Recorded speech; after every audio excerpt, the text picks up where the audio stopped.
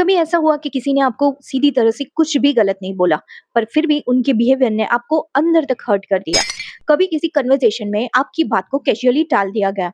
कभी ये हुआ कि आपकी प्रेजेंस को जैसे नोटिस ही नहीं किया गया, या कभी ऐसा महसूस हुआ कि आप वहां पे थे पर जैसे किसी ने आपको देखा ही नहीं। वेलकम और welcome back to my channel soulful shift where healing begins with in.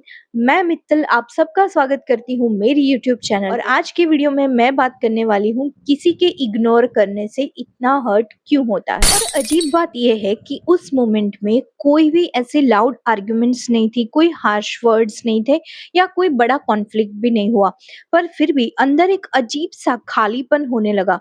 क्यों?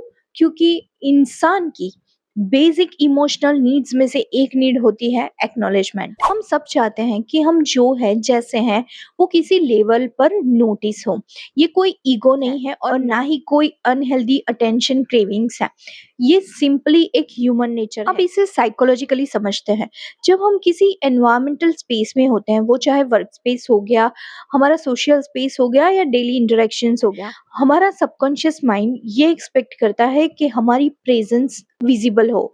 लेकिन जब ये नहीं होता, हमारी प्रेजेंस को इग्नोर कर दिया जाता है या डिसमिस कर दिया जाता है, तो हमारा माइंड उसे एक बिहेवियर की तरह प्रोसेस करने के बजाय उसे रिजेक्शन की तरह इंटरप्रेट करने लगता है और यहीं से हर्ट शुरू होता है। असल में साइकोलॉजिकल लेवल पर जब हमें कोई इग्नोर करता है तो दिमाग में वही एरियाज एक्टिवेट होते हैं जो फिजिकल पेन के टाइम पे होता है। मतलब इमोशनल लेवल पर इग्नोर किया जाना सिर्फ एक सिचुएशन नहीं है, वो एक पेनफुल एक्सपीरियंस बन सकता है। लेकिन यहाँ पर एक और लेयर है जो शायद ज्यादा इंटरेस्टिंग है। कई बार हमें हर्ट इग्नोर होने से नहीं होता है, उस मीनिंग से होता है जो हमने उस सिचुएशन को दिया होता है।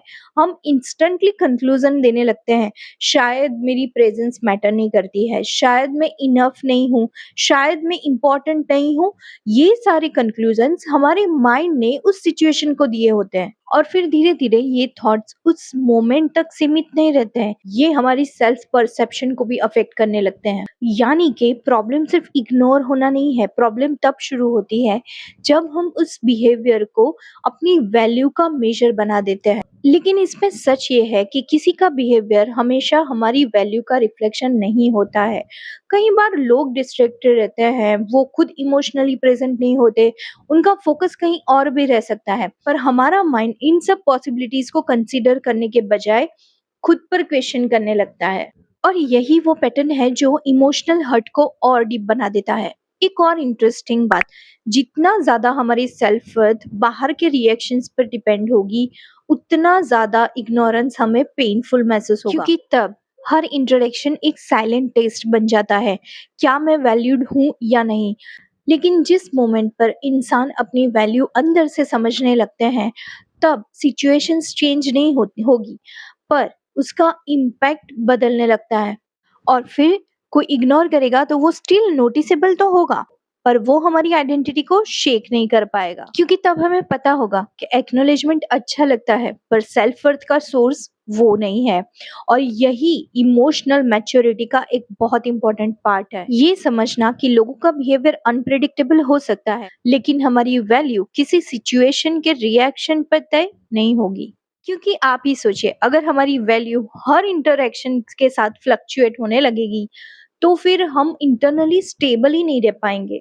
इसीलिए कभी कभी सबसे इम्पोर्टेंट शिफ्ट ये नहीं होता है कि लोग हमें किस तरह से ट्रीट करते हैं, पर ये होता है कि हम खुद को किस तरह से दिखते हैं। और जिस दिन ये क्लैरिटी आ जाती है ना कि मेरी वैल्यू एक्सटर्नल एक्नॉलेजमेंट से बड़ी है, तब इग्नोर होने का एक्सपीरियंस हमें अंदर से तोड़ना बंद कर देता है। और शायद यही है असली सोलफुल शिफ्ट, जब हम हमारी वर्थ को सिचुएशन से नहीं, हमारी अवेयरनेस से समझना शुरू कर देते हैं। आई होप आज का ये वीडियो आपको हेल्पफुल रहेगा। अब किसी के इग्नोर करने से आपको हर्ट नहीं होगा।